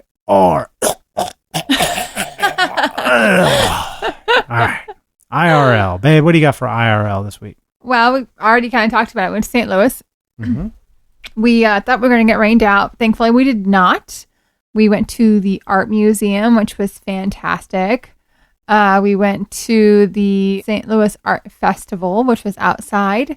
It was windy, but they had some awesome, what would you call them, gymnastics? Oh, they were, yeah, I guess they were sort of acrobatics. Yeah, I'd say they were acrobats. Lily was mesmerized. There was a contortionist, and then they had like this big ramp thing that, like a half pipe sort of thing. It was so windy, it was kind of hard to handle for them. It was dangerous. It was freaking me out because everything was blowing around, and they're up there on this thing that was about 15 feet up in the air, and like, it was like a half pipe thing that had a metal frame so it could kind of roll back and forth, and they would run to one end, and then stand on. I mean, they did it, but there were certain things they didn't even try. And then it kind of started blowing their foundation, like they had put down some cardboard and stuff and some plywood, and that stuff was blowing out, and they kind of had to end early. But it was really cool. It was really awesome. Lily didn't want to leave. She was like, I could sit here all day and watch this, The art was really awesome. We had live music and just walked around. It was in a nice part of the town, and we enjoyed ourselves, and then we ended up finishing our day at Pieces. But and let's see, that's what we did this weekend. Not this coming weekend, but the weekend after is Ben's 20-year high school reunion in Dallas, Texas. So we are going to head out there for the weekend. We have booked a Airbnb, and it's a tiny house. Mm-hmm. And it's just going to be me and you. It's just me and you. It's not Lily. She's staying here with some friends for the weekend. We get onto the Airbnb website, and this place has like over 400 reviews. As soon as you said tiny house, I was like, get it. I want it. So like the bathrooms and everything's in the same room, the little kitchen. The bathroom's separate. Well, the toilet is separate, but the shower is in the same room as the kitchen, which is in the same room as the bed. And so it had over 400 reviews, 4.5 stars. It's right in the part of town we want to be in. And so we went ahead and booked it. The price was great. And then we Google mapped it. And we found in the front yard the street view. The street view. In the front yard is this humongous metal sculpture of a skull with a raven sitting on top of it. Like, score, yes. And for normal people, they've been like, oh no. And we're like, yes. Well, you were sort of like, huh? What did we just do? Yeah, like, what did we just get ourselves into? But it did say in the listing, modern art. What I thought was interesting is like, modern art on the property and all this, but it never showed a picture of it. No. Because I think they know that it would be a weird turnoff. It's different. And but so not for me. It's, it's two houses down or 2 buildings down from a bar, and you can see downtown like from the street view. So we're really looking forward to the weekend. It could be a complete shit show, but we'll find out. Let's not go home with bed bugs. But there's no room for them in there. It's too That's tiny. True. But I'm looking forward to it. It's going to be a great time. Yep, that'll be super fun.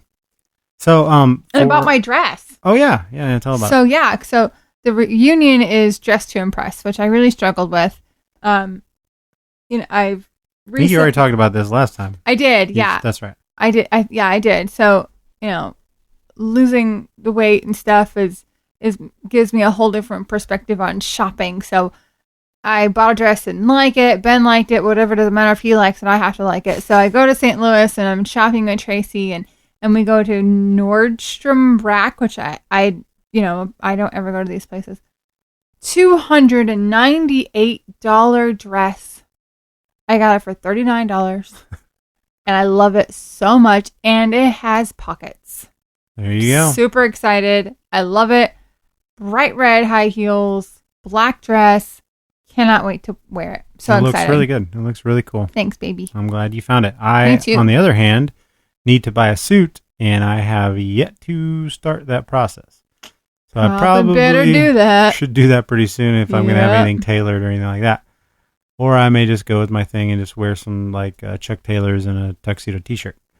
That's what I want to do, but Just do it. you frown upon this. No, just do it. But I'll outshine you at your own reunion Well, by you're gonna wearing my outshine- beautiful dress and my red high heels. you can outshine me no matter what, babe. It's like I'm going to look better than you, so that's not going to happen. So why should I try? Mm-hmm. But anyway, my IRL is going to be about a purchase I made. I don't like obviously wouldn't be like, hey, look at the cool shit that I can buy, because I couldn't really afford it, but I bought it anyway because of.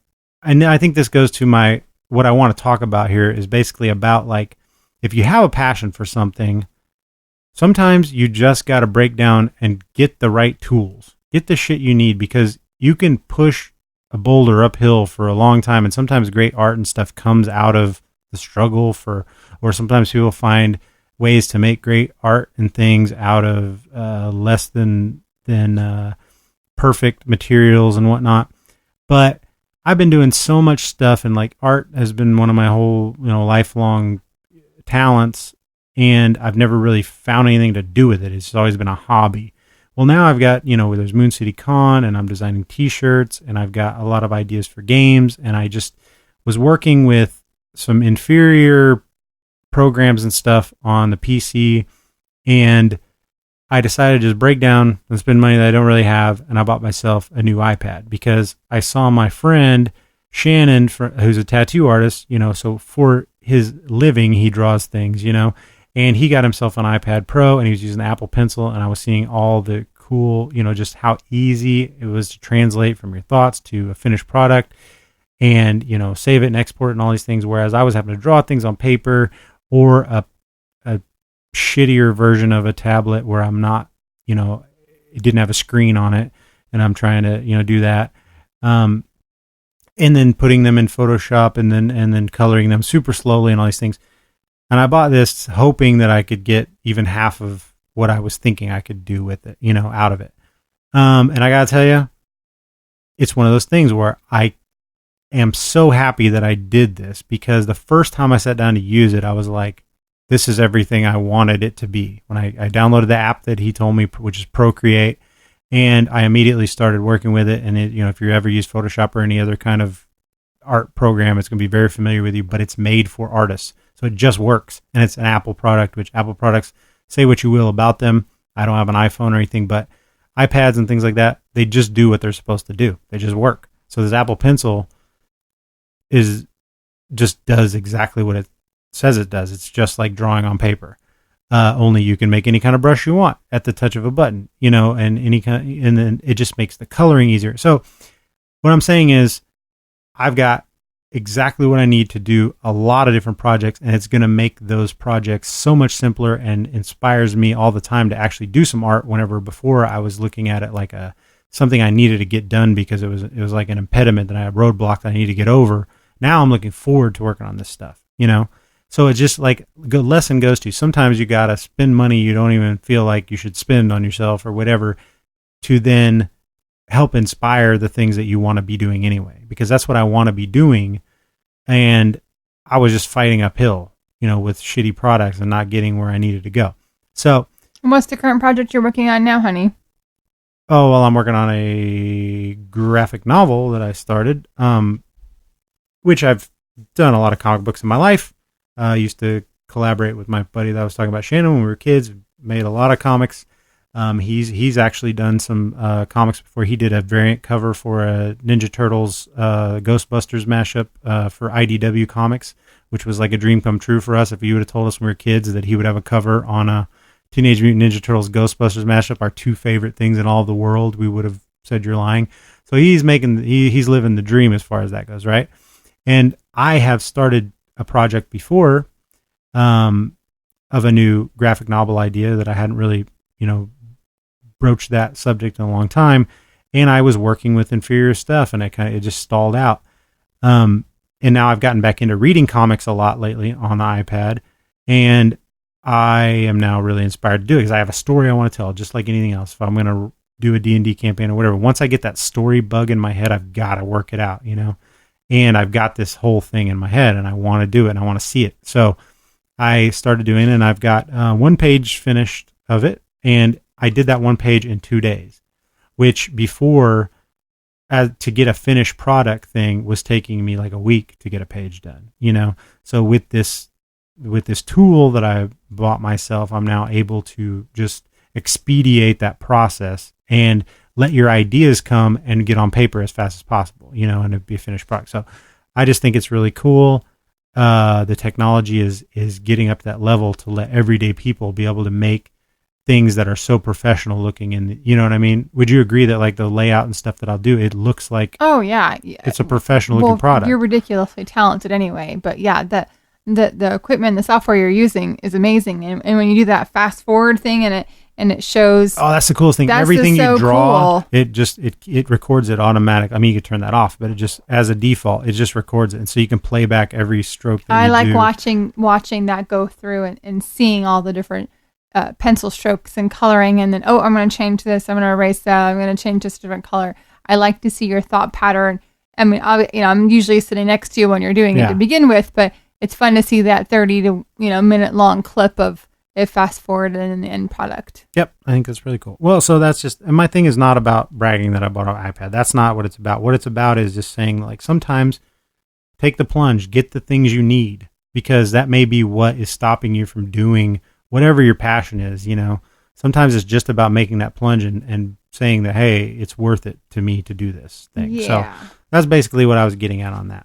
You need the tools to do the job. It's just like if you're a mechanic. If you ever try to work on your own car, and you're like me, and you don't have the fucking tools, it is such a pain in the ass. But one thing about people that like to work on cars, they enjoy it. They have every tool, so they can enjoy it. It's like it's not a hassle to them because they have the tools to use. And it's just like that in anything. If you don't have the right tools, you're not going to have as much fun doing the thing. Agreed. So that's it. So that's it for IRL. I think that's it for episode 25. I think so, baby. What do you say, babe? Well, I say, hand me that little freaking green piece of wood over there on the table. Give him over here. Hand him to me. There he is. All right. Come here, you little son of a bitch. All right. Do the thing that you do. He's having stage fright lately. He is having stage fright. I'm going to squeeze him. I'm going to squeeze you. I'll squeeze him. He's having stage fright. Oh, got one out there of him. he is. Oh, he pooped a little bit on me. But anyway, all right, Maurice. Thanks a lot. All right, that's it for episode 25. Say goodbye, baby. Bye, everyone. Thank you for listening. Thank you, and have a good night. Talk to you later. Thank you for listening to episode 25 of the Not Safe for Work Replacement podcast. You can check out all of our other nonsense at www.nsfwppodcast.com or on Twitter at nsfwppodcast or Facebook, iTunes, Stitcher, Google Play Radio, all that crap. Just search NSFWP Podcast or Not Safe for Work Replacement Podcast. It'll all come up. I got faith in you. We'll see you next episode. Bye.